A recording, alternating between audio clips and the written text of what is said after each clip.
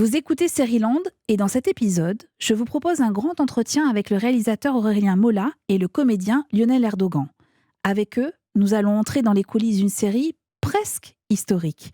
Nous sommes en 1787, 2 ans avant une révolution, La Révolution, titre de la nouvelle série française à découvrir sur Netflix. Dans les salons d'un château, des nobles vaquent à leur occupation et l'un d'entre eux chantonne un petit air connu.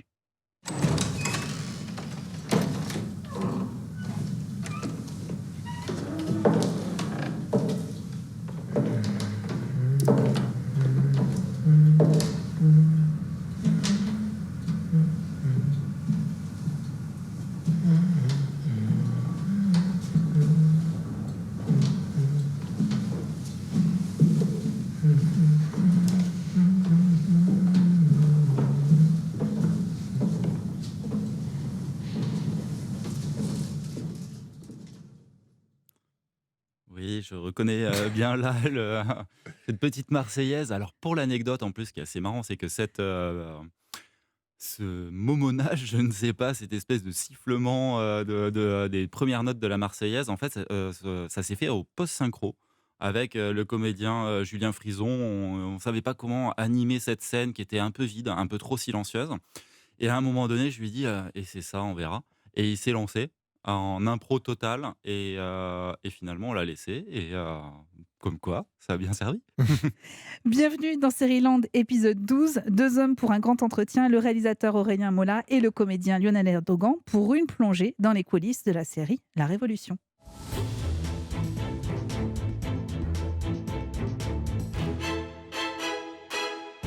Je m'appelle Eva et je viens de passer 388 minutes à avoir peur.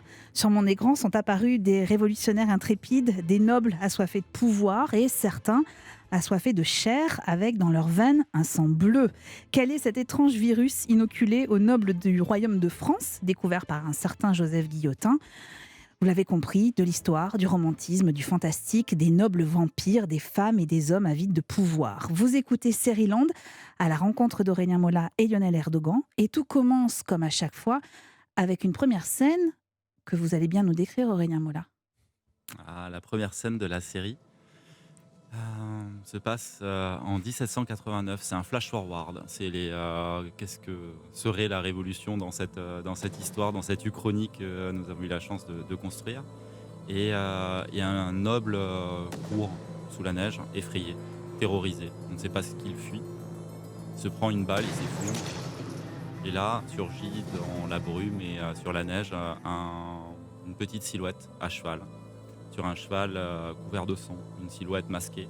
Euh, et elle s'approche doucement de ce noble allongé par terre je vais laisser découvrir la suite.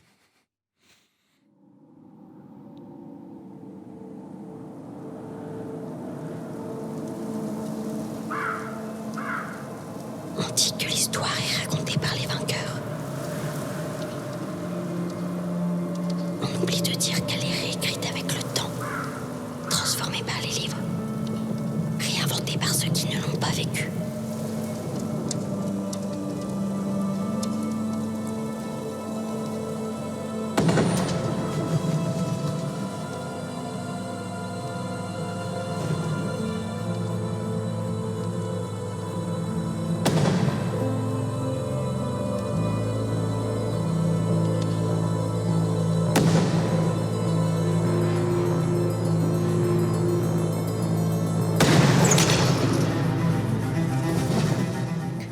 Merci Aurélien Mola pour cette description, pour la description de cette première scène qui frappe par son esthétisme, je vais y arriver, comme si on découvrait une toile du XVIIIe siècle. Vous n'êtes pas venu seul Aurélien, à vos côtés le comédien Lionel Erdogan qui incarne Albert Guillotin, le frère de Joseph Guillotin. Vous revenez des Amériques avec un sang bleu dans vos veines, Lionel. Aurélien, pour commencer, dans votre esprit, quand vous entendez le mot révolution, quelle est la première image qui vous venait à l'esprit avant de créer cette série ?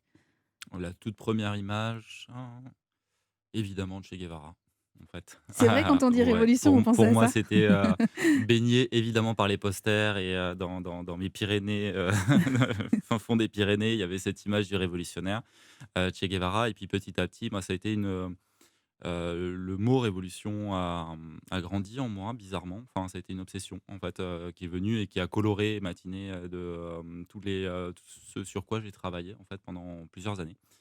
Et puis, pour en revenir, finalement à l'essence, même de la révolution avec un grand R, avec des grands L, avec, la révolution, la grande histoire et qui est cette série, en fait. Mais il a fallu que je fasse tout un chemin finalement, d'auteur, avant tout, pour en arriver à essayer d'aborder ce sujet, en tout cas, à ma manière et Et ça donne donc une fresque fantastique, romantique, historique, on peut dire ça? oui, c'est un mélange des genres, c'est, cette uchronie qui est cette série.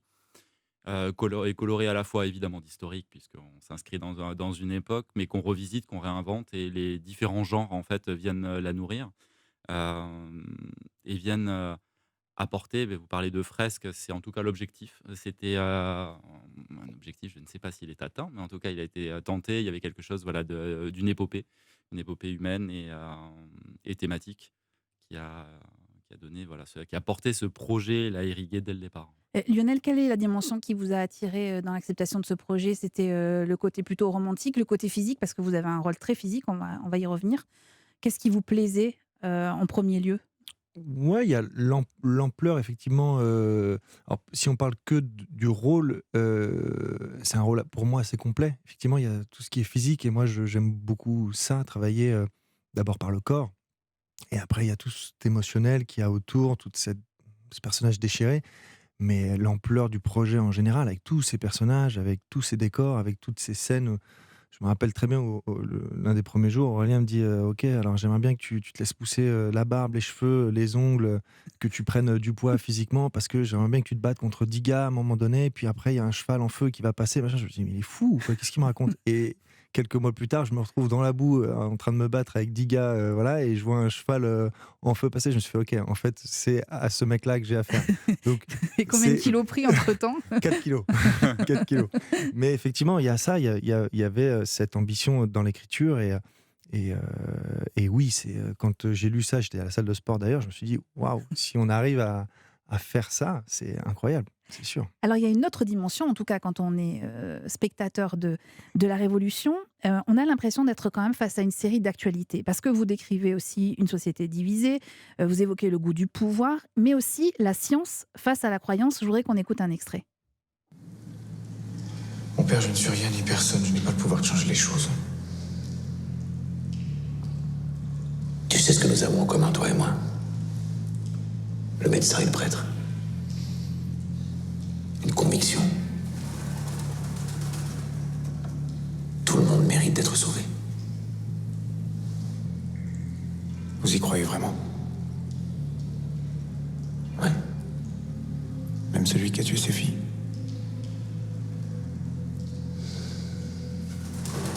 C'est peut-être là l'épreuve, Joseph. C'était ça votre ambition aussi, de décrire notre société?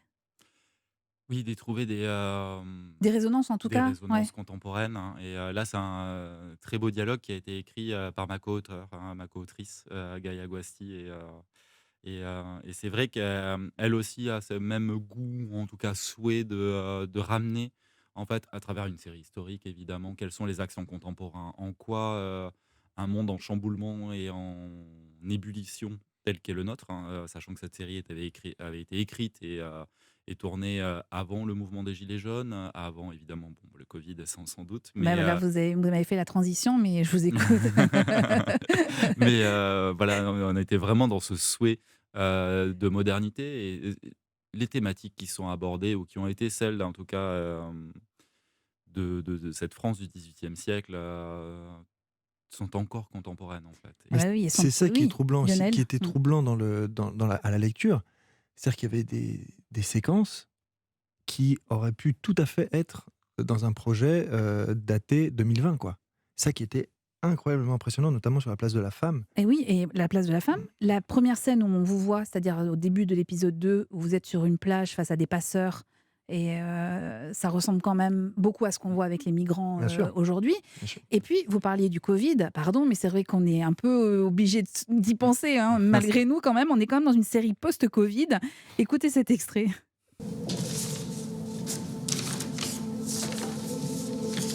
maladie, c'est comme un être vivant. C'est là, ça bouge, ça évolue. Ça se transforme, ça s'adapte. Elle n'est jamais tout à fait nouvelle. Il doit y avoir des exemples de cas similaires. Ce que tu veux, c'est comprendre l'origine de la maladie. Pour trouver une manière de la soigner exactement.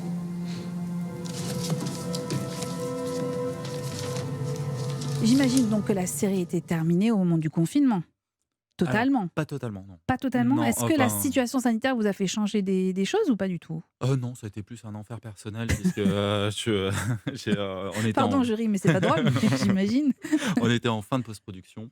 Donc il nous restait une partie des post-synchro, enfin voilà, encore des étapes techniques en fait, hein, avant de pouvoir livrer la série, des VFX, des petits détails. Voilà, donc ça a été très compliqué de faire ça à distance, les validations de mix, enfin, tous les détails techniques pour que. Mais ça vous a, quand on s'est retrouvé dans cette période de confinement, est-ce que vous vous êtes pas retrouvé dans une sorte d'un peu de vertige, quoi, où vous vous dites, mais ils vont vraiment croire qu'on a fait la série pendant, Ah bah, cette période-là? non, je m'en suis beaucoup voulu. Pourquoi?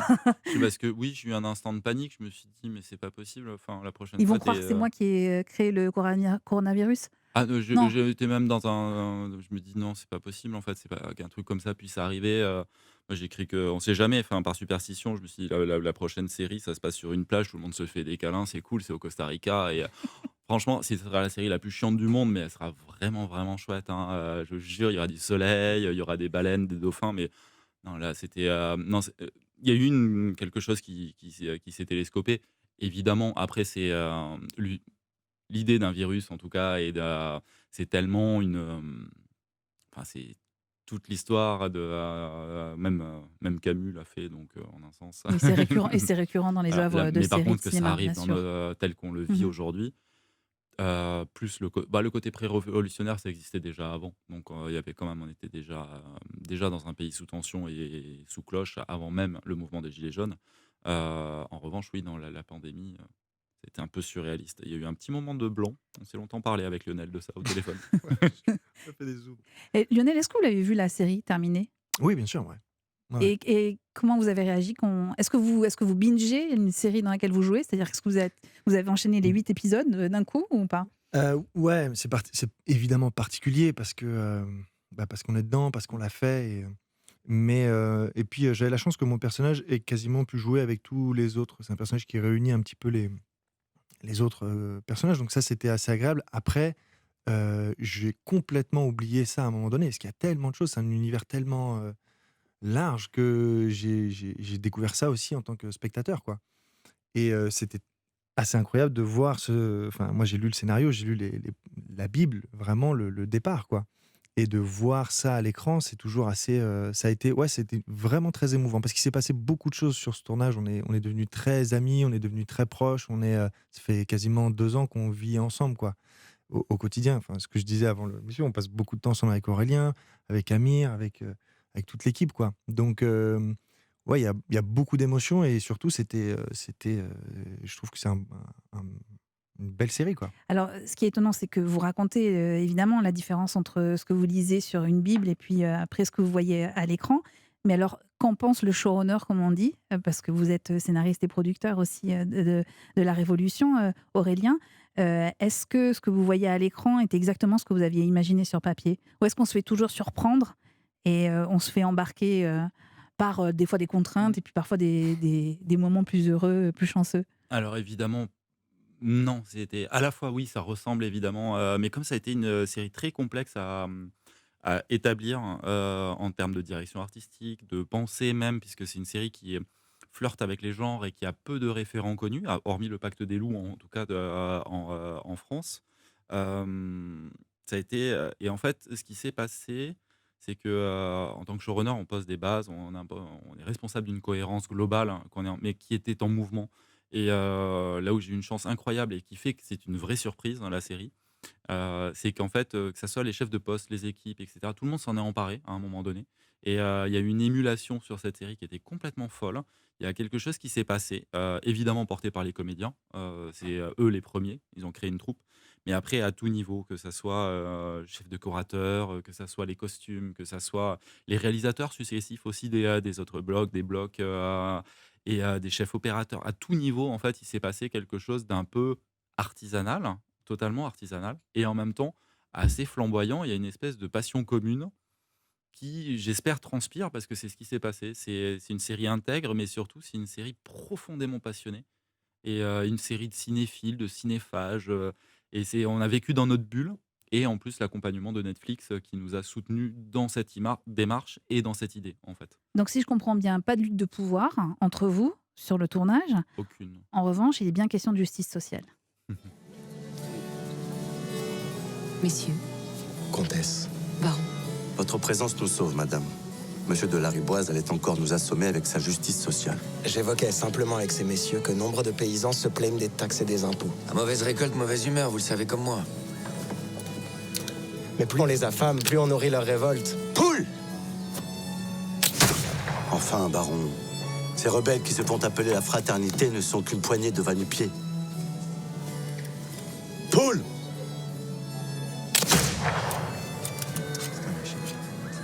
Une poignée que la maréchaussée ne parvient toujours pas à arrêter. Et alors, que faudrait-il faire selon vous? ouvrir les greniers, Allons donc. Et quoi d'autre? construire des logements décents, supprimer les impôts qui n'ont plus de sens aujourd'hui. Pourquoi pas abolir nos privilèges tant qu'on y est? Peut-être que derrière les grilles de votre grande demeure, vous n'entendez qu'un murmure. Mais la colère gronde dans les rues. Croyez-moi, comtesse, je ne dénigre en rien votre intérêt pour la chose politique.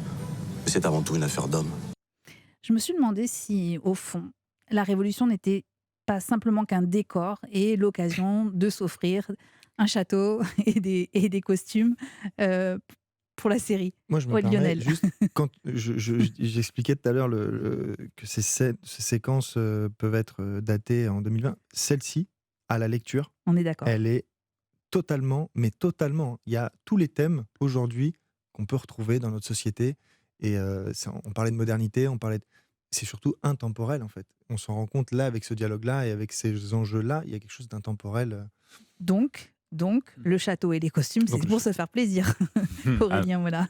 Oui, un petit peu quand même. Et, non, c'est surtout les chevaux et tout ça. Enfin, moi, il y avait un côté. Oui, évidemment, il y avait le souhait quand même d'une série historique par goût, par appétence, parce que c'est aussi assez rare dans le paysage audiovisuel français, même si ça commence à se développer. Là, il y a des choses formidables qui risquent d'arriver. J'ai beaucoup entendu parler de Paris 1900, qui a l'air d'être une série qui va déboîter sur Canal. Et du coup, il y a un élan créatif, en fait, et c'est vrai que l'historique, il y a un pouvoir d'évocation et un pouvoir de stylisation aussi, de fabriquer un univers. euh, oui, qui est assez excitant. Donc oui, évidemment, il y a un petit plaisir coupable quand même. D'ailleurs, il est où ce château qu'on voit à Alors ce l'écran? château est en Île-de-France et c'est un château privé en fait qui appartient à deux sœurs qui ont décidé de diviser leur château en deux, chacune une aile. Et donc voilà, c'est le château du Marais pour ce qui est de l'extérieur. Et les intérieurs ont été tournés à l'abbaye de Chalice, qui nous a permis aussi, puisqu'il y a une partie des collections de Jacques Marandré, en fait, de pouvoir utiliser une partie des collections. Donc, on a des commodes à quelques millions d'euros et à côté de ça, des ustensiles en polystyrène de tournage. Et on a essayé de manière très artisanale, mais de mélanger ça. Et on a eu beaucoup de chance en fait de pouvoir travailler dans ces décors-là. Et pour les costumes, vous avez pris le parti pris de faire des costumes extrêmement modernes. Mhm. On voit votre héroïne principale, Ah bah, Élise, en pantalon même ouais. au début de la série. Ça aussi, c'était une ambition de votre part? Oui, c'était et puis un dialogue avec Charlotte Bétaillol en fait qui est la directrice et la responsable des costumes, la créatrice des costumes, qui avait envie de voilà d'apporter cette modernité là et pour coller au texte et à l'ambiance et aussi ajouter quelque chose, c'est-à-dire une stylisation globale plastique qui était très importante et qui était l'un des pivots et l'un des points centraux en fait de la réflexion sur la direction artistique globale. Donc, et ça, c'est vrai que le travail de Charlotte, notre chef costumière, a été passionnant là-dessus. Elle m'a fait énormément de propositions. Il a fallu arbitrer. Ça a été, c'était nouveau, très très nouveau pour moi. Et en même temps, Il y avait des séries comme Tabou, par exemple, avec Tom Hardy, pour le personnage en particulier d'Albert aussi, il y a une stylisation qui est assez folle. Voilà, on a été nourri de plein d'influences et on a essayé de trouver un équilibre tout en étant voilà, un peu singulier. En tout cas, on a essayé. Oui, Lionel, vous êtes très stylé dans la série. Très bien Ah, vous habillé. trouvez? Non, et très Ah, chic. merci, Très ça fait chic. plaisir. Mais dans la réalité aussi. Et dans la réalité aussi, c'est vrai, on peut le dire. Il a un très joli pull rose aujourd'hui. Vous arrivez dans une scène très physique, Lionel. On va écouter pour se mettre dans l'ambiance.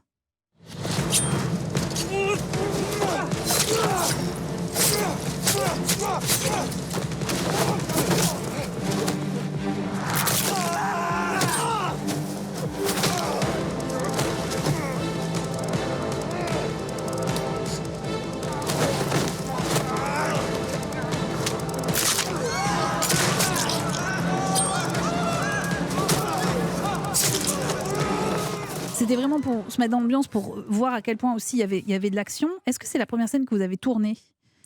C'est la dernière. C'est la dernière que vous avez tournée? C'est la dernière qu'on est allé tourner 1 ou 2 mois après, je crois, En janvier. en janvier. À la fin, on a fini le tournage en novembre et on a tourné cette scène à Arcachon en janvier. Donc c'était assez particulier. D'ailleurs, c'est Aurélien qui a réalisé cette séquence. Et ouais, c'est la dernière. Donc c'est venu clôturer un petit peu toute cette grande aventure. Et c'était génial parce qu'en fait, le personnage, j'avais vécu avec lui pendant 5 mois. Donc de le retrouver pour sa scène d'exposition, du coup, ça allait vite dans les émotions et dans les enjeux de cette séquence, quoi. Alors, on vous voit vous battre avec un nombre considérable d'hommes. Je n'ai pas réussi à les compter d'ailleurs. Ouais, ils sont beaucoup, ouais. Ils sont beaucoup. Vous les alignez tous. Hein. Ouais. Voilà, c'est vous le vainqueur. Je ne spoil pas. Hein, Non. Voilà. Vous pouvez nous raconter la préparation d'une scène comme ça? D'abord, est-ce que vous avez des doublures, par exemple? Parce que c'est assez... je ne sais pas si on peut employer le mot de cascade, mais il y a quand même... c'est extrêmement impressionnant. Est-ce que vous avez une doublure? Est-ce que c'est vous qui avez tout assuré, les figures? Alors, moi, la volonté dès le départ, c'était inconcevable pour moi de ne pas faire ces séquences-là. Il y en avait beaucoup déjà à l'écriture, elles existaient énormément et c'était une vraie composante d'Albert. Ça n'allait pas sans ça. Donc, j'ai eu une discussion avec la prod où j'ai dit, écoutez, moi, ce sera moi, quoi. Je veux absolument. Ils m'ont dit, ouais, t'inquiète pas, on verra. Tout ça. Je me suis dit, non, on verra que ce sera moi à l'écran. Ça, oui. Et du coup, ils ont été tous très à l'écoute. Et avec le directeur de cascade, Michel, c'est vrai qu'il s'est... Moi, je ne suis pas un combattant, je n'ai pas de technique pour me battre. Donc, ils se sont vraiment adaptés à ce que je savais faire. Et on a créé les chorégraphies en fonction. Une chorégraphie comme pour cette séquence-là, c'est une journée de travail avec les autres cascadeurs. Et donc, effectivement, il faut être en forme. Et effectivement, il faut y aller à 2000-3000%. Oui, parce que vous parlez de chorégraphie, et je veux bien, parce qu'effectivement, il y a une esthétique du mouvement, mais il n'y a pas que ça, il y a de la force. On sent quand même que on est dans un combat, on n'est pas dans un ballet où on ne se touche pas. Il y a plus que de la chorégraphie. Vous avez fait quoi? Vous avez une préparation en art martial, je ne sais pas moi, en roulade spécialisée. Effectivement, je me bats à peu près. Alors, ma plus grande formation, on va pas se mentir, c'est les films. D'accord. Ouais. C'est en fait, je sais me battre à travers les films. C'est-à-dire, je vois Belmondo et Exactement. consort. Exactement. C'est-à-dire qu'en fait, en tout cas, à l'intérieur, c'est ça qui se passe. C'est-à-dire, j'utilise des choses. Et comme avec Aurélien, on a quand même pas mal de références communes. C'est vrai que quand on a parlé de ce combat-là, c'était assez évident pour nous, les mouvements. Et on voulait quelque chose on voulait qu'il soit atteignable aussi, Albert. On voulait pas que ce soit un héros qui arrive et qui défonce tout le monde, qui mette tout le monde par terre. On voulait qu'il se prenne des coups. On voulait que ce soit difficile. On voulait qu'il en chie, pardon, excusez-moi. Et c'est vrai que c'est vrai qu'on a, encore une fois, on a créé une choré, ou en tout cas une façon de se mouvoir. À partir de moi, on m'a créé un costard pour se dire, on va pas faire des choses impossibles où il saute, il fait une vrille, je sais pas le faire. Donc on se dit, ok, en fait, ce que je sais faire, c'est à l'arrache et au travail. Et ben Albert, ce sera à l'arrache et au travail. Il s'en prendra 2, 3 il faudra qu'il mette 4, 5, 6 coups avant de gagner. Il faudra que, voilà, ce sera difficile pour lui. Et d'ailleurs, vous avez fini comment?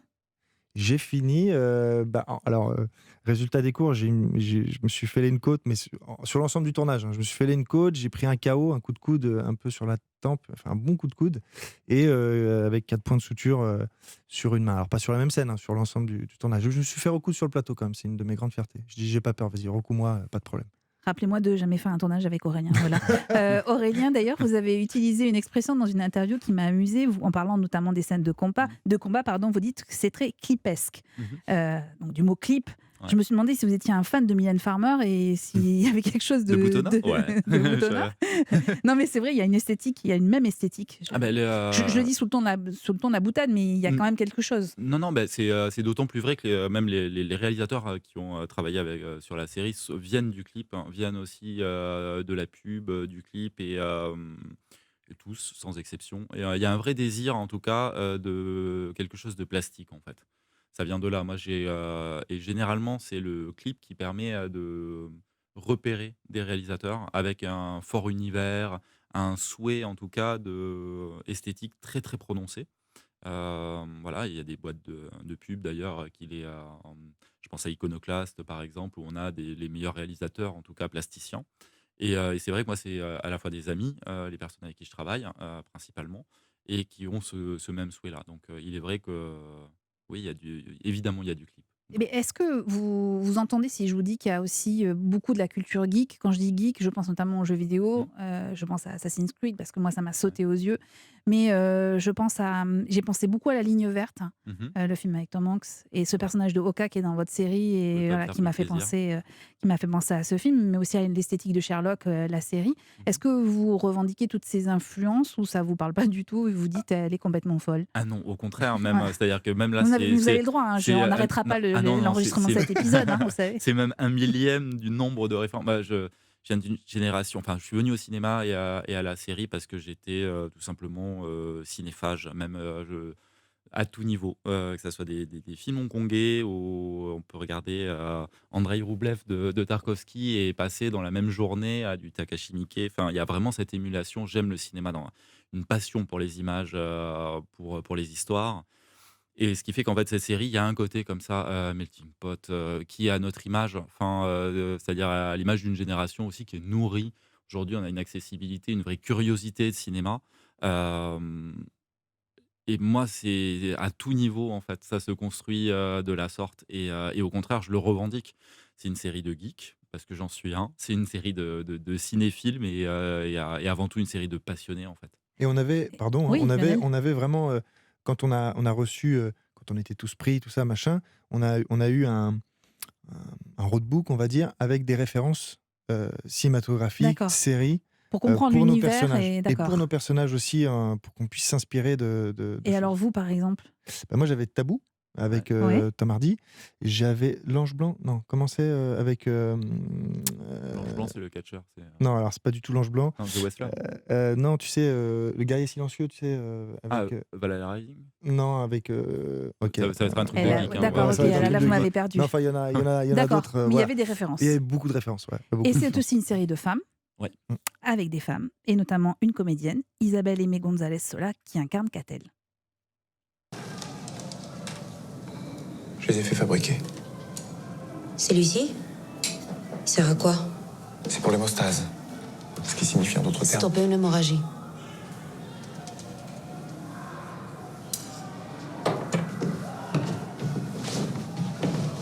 Pour remplacer Martin, c'est ça? Oui, c'est mon deuxième jour. Excusez-moi si je suis indiscret, mais quand je vois une femme comme vous dans un endroit pareil, je. Quand on est une femme, on apprend très vite qu'il y a des prédateurs partout. Au moins ici, ils sont enfermés. C'est vrai ce qu'on dit? Qu'est-ce qu'on dit? Que vous vous êtes injecté la petite vérole vous-même avant de l'injecter aux prisonniers? Vous connaissez la vaccine? La variole des vaches? La variole des vaches, exactement. Eh bien, elle n'est pas mortelle pour l'homme. L'idée, c'est que si votre corps est déjà contaminé par la vaccine, il sait exactement comment réagir. Et ça vous protège de la variole dangereuse? J'ai compris. Vous l'aviez déjà fait? Lionel Erdogan, vous me voyez arriver ou pas? Pourquoi j'ai choisi cet extrait avec Isabelle Aimé González Sola? Bah, parce qu'on a des projets en commun, non, je pense. Ah, je pensais pas au projet, Ah je bon pensais déjà au projet passé. Ah oui, ça, On est d'accord. Engrenage. Il Oui. En il vient de vous grenage. spoiler non. ces prochains mois. C'est Non, ça, non. je viens d'apprendre en fait Non, pas du tout. une Voilà. révélation, c'est que vous tournez ensemble pour une Non, prochaine Non, série. ils vont se marier. Ah, vous allez vous marier aussi, d'accord. Ça fait beaucoup de choses, ça fait Ça beaucoup fait de beaucoup de projets. choses en une fois Ça y est, que vous venez de dévoiler. Voilà. Voilà, Ça y est. c'était top secret. Ça y est, Ses les parents rumeurs n'étaient pas sont au lancées. courant. C'était... Non, elle va être très contente d'apprendre ça. Pas du tout. On est très amis tous, mais Non, évidemment, on a mis un extrait d'Isabelle Aimé González Sola parce qu'elle était aussi dans Engrenage, la série où on vous a vu, qui vient de fermer ses portes il y a quelques semaines, non sans un certain petit bouleversement, Pincement au cœur. un petit pincement Ouais. au cœur. J'ai cherché le mot. Est-ce qu'il y a une école Engrenage, d'après vous? il y a une famille. Il y a une famille, Engrenage, ça fait 15 ans. Moi, je suis arrivé à la saison 5, ça fait 15 ans qu'ils vivent ensemble, c'est assez. Et si le mot école ressort, c'est plutôt une école de l'instant et de l'instinct. Il y a des acteurs, ils viennent à peu près tous du théâtre, et c'est vrai que très honnêtement, de bosser avec Caroline Proust, Thierry Godard, Toufik Jalab et d'autres, Valentin Merlet, c'est des acteurs très instinctifs. Thierry Godard, c'est vraiment, il faut le voir, quoi. C'est assez incroyable. C'est-à-dire qu'on peut avoir une discussion là, comme on peut la voir. On l'appelle pour aller tourner, il va faire une scène d'émotion incroyable, et il va revenir comme si il est vraiment dans l'instant. Et comme c'est une volonté de trouver, d'être vraiment dans l'instant et dans la nature, dans la vérité. Il y a pas, c'est vrai, quoi. On a l'impression d'être vraiment des flics. Enfin, pour les autres flics, on est un peu des collègues, quoi. Donc, ce naturalisme qu'il y a dans Engrenage c'est une école assez incroyable. Si on peut parler d'école, l'école du naturalisme, en tout cas, ouais, ça on peut le dire. Éric Rochant dit qu'il y a le réalisateur, le showrunner du Bureau des légendes, dit qu'il y a des acteurs d'instinct Mm. et qu'il y a des acteurs techniciens, qu'il faut parfois des deux d'ailleurs. Ouais. Est-ce que vous êtes plutôt instinct ou Moi, je suis un technicien? instinct, ouais. Un Je suis à instinct. l'instinct, ouais. J'aime bien savoir où je suis. Je crois que c'est je cite Robert De Niro, vas-y, j'y vais, j'ai pas peur, qui disait il faut connaître son texte par cœur, en long, en large, en travers, pour pouvoir s'en détacher. Et je suis d'accord avec ça. C'est-à-dire qu'à partir du moment où on a le texte, le reste. Et il y a tellement de choses qu'on prévoit quand on est chez nous. On se dit on va faire ci, ça, ça. Et au final, quand on arrive sur le plateau, le décor est pas du tout ça. La mise en scène, c'est pas ce qu'on avait imaginé. Du coup, j'évite de me fixer les choses, et hormis pour les scènes de cascade, évidemment, les scènes de bagarre. Mais sinon, j'évite de trop me formater à quelque chose, à me projeter. Je me laisse aussi vivre les instants et vivre les moments pour pouvoir les vivre et les retranscrire les plus sincèrement possible. Il nous faut quand même un moment de vérité, Aurélien Mola. Est-ce que c'était une évidence au casting, Lionel Erdogan? On vous Il n'écoute écoute. pas, allez-y. C'était une proposition de Michael Lagance. Ça commence mal, hein, je ne veux pas vous dire, mais ça commence pas très très bien. Vous doutez bien qu'on a déjà eu cette conversation. Non, c'est une proposition de Michael Lagance, donc notre directeur des castings. Et en fait, ça a été une évidence. Ça a été le premier rôle choisi, en plus, pour la Révolution.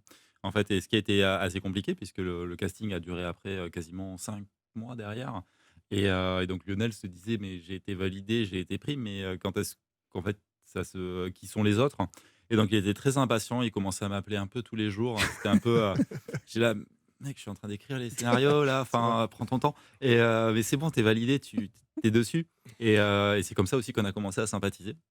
Et ça, et pour plein d'autres raisons. Mais du coup, il a été validé direct. Ça a été le premier en fait casting validé, et immédiatement que ça soit. Évidemment par la partie production, mais aussi par Netflix. En fait, ça a été une évidence. En fait, ils ont vu l'essai de Lionel, ils ont dit ça s'est passé en une journée. Vraiment, c'était assez incroyable. Et d'ailleurs, je le regrette pas. Sinon, Alors, casting validé, ça j'ai bien compris. Et comment, c'est une petite question rituelle que j'aime bien poser aux showrunners, comment vous validez les prénoms et les noms de vos personnages? On parlait d'Isabelle Aimé González Sola qui incarne Catel. Pourquoi ce prénom Catel, par exemple? Alors, il faut que j'avoue quelque chose, c'est que je suis une bille intégrale en prénom, mais vraiment, c'est-à-dire qu'en fait, il y a un truc assez simple, bon, hormis Joseph Guillotin, où là, ça allait. En fait, au bout d'un moment, j'ai la flemme sur Final Draft, en fait, de retaper, ou de taper les noms quand c'est trop long ou trop compliqué. Donc, en fait, si vous voyez tout ce que j'ai fait à travers, ils s'appellent tous Albert, ils s'appellent tous, et Catel, c'était, donc voilà, j'avoue, c'est complètement, ils s'appellent tous Chloé ou des choses comme ça. Il y a toujours Parce que c'est un prénom court. voilà, et que parce que c'est long sinon, enfin, on écrit des pages et des pages, Joachim, c'est très, très long à écrire et donc non, blague à part sur Catel, par contre, c'est ma co-auteure Gaïa, je lui renvoie la balle comme ça, voilà, qui a adoré ce prénom et même si on lui a dit que c'était quand même un petit prénom, breton, c'est compliqué étant donné que Isabelle est d'origine argentine et que Oui. ça s'entend un peu. Mais après ça fait partie du charme, il me semble. Et il y a une autre chose aussi qui est très importante dans la Révolution, c'est ça.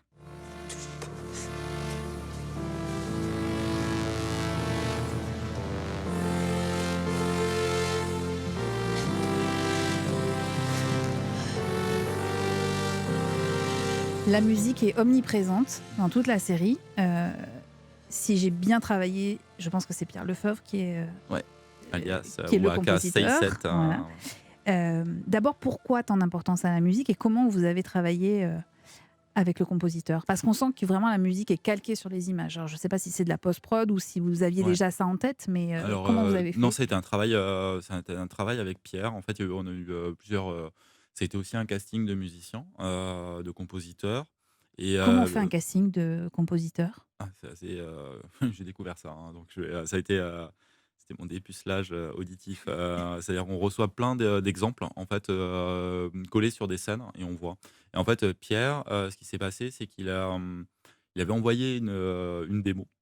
Et en fait, cette démo, croyez-le ou non, mais j'avais rentré les images donc du prologue sous la neige et on cherchait la musique pour cette séquence-là. Et on a essayé sa démo avec le monteur, avec mon chef monteur, mais vraiment par hasard, en se disant, bon, comme ça. Et tout a collé image par image et par image. C'est absurde. Enfin, il a fait une démo qui collait en termes de secondes, sans avoir vu les images. Enfin, un petit instant magique comme ça, suspendu dans une journée. Et puis, les autres monteurs sont venus. On est vraiment une équipe très soudée en post-production. C'est quoi cette musique? Et c'est comme ça qu'on a vu Pierre. Il y a eu des longues heures de briefing. Et après, il est parti et il a battu un travail colossal en très, très peu de temps. Ça a été, et il y avait 2 directions, c'est-à-dire évidemment l'illustration, en fonction des séquences et une autre qui était, une réflexion à mener et finalement qui l'a conduite, de se réapproprier certains thèmes classiques. Qu'on vient d'entendre, par Voilà, exemple. et d'être inspiré à la fois par John Carpenter, parce que, donc du coup mon côté geek est évidemment, en hommage et Wendy Carlos qui avait fait déjà des reprises, pour Orange Mécanique en fait de grands classiques, repassés au synthétiseur, retravaillés en musique électro et qui a fait aussi la musique de Shining. Et voilà, ça c'était les 2 grandes directions. Et il a travaillé sur les images? Totalement, D'accord. Donc totalement. vous lui avez montré le film monté, quasiment? Alors, c'était beaucoup plus bordélique que ça. Je pourrais faire croire que c'était hyper cadré, mais il y avait, on était encore en montage, on était de certains épisodes. Donc lui, cravaché sur les premiers. Tout ça, c'est fait, mais encore une fois, parce que j'en reviens toujours à un côté équipe passionnée et de geek, il faut quand même le dire, qui avaient tous envie. Donc, ils retravaillaient, les monteurs musique retravaillaient, repassaient. Et en fait, tout s'est fait de manière à la fois extrêmement organique, mais un peu foutraque. Et tout a fini par s'équilibrer joyeusement. Mais il a travaillé, il a fait un travail énorme. Il a composé je ne sais pas combien de partitions parce qu'il fallait tout couvrir. On n'a pas de.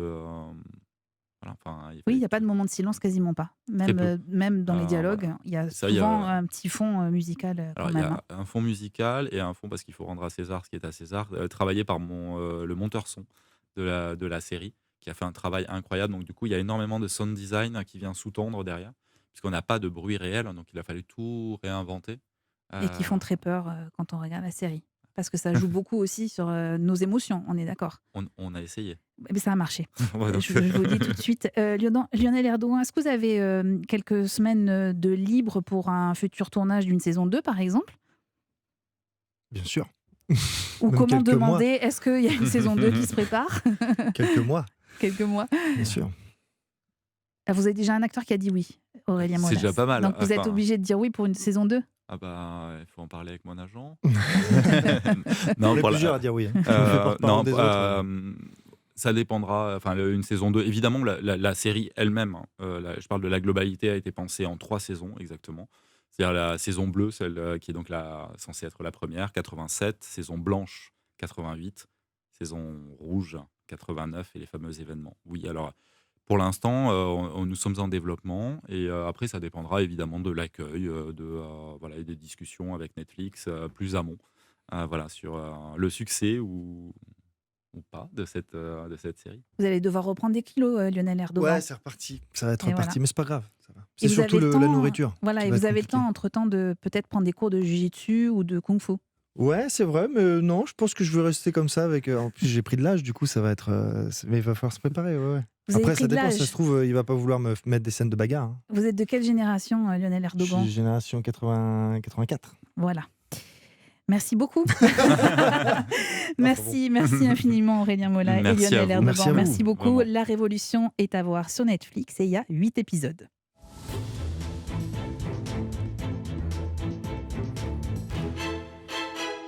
La semaine prochaine, 2 nouveaux épisodes de Série-Land vous attendent. Il sera question de casting, d'actrices et d'acteurs, et pas seulement. Et tout ça grâce à la 4e saison de 10% qui arrive sur France 2. Série-Land est un podcast d'Europe 1 Studio, produit par Une Fée, Adèle Ponticelli, réalisé par Christophe Pierrot et préparé en coulisses par Clémence Olivier, Magali Buteau et Tristan Barrault. Si cet épisode vous a plu, écoutez le suivant qui arrive très vite. Et puis surtout, je compte sur vous pour en parler, commenter, nous dire aussi quelles sont vos séries préférées. Je vous attends sur le groupe Facebook Série-Land. Attention, dans Série-Land, il y a une règle et une seule, pas de spoil. Et puis abonnez-vous, comme ça, on ne se quittera plus.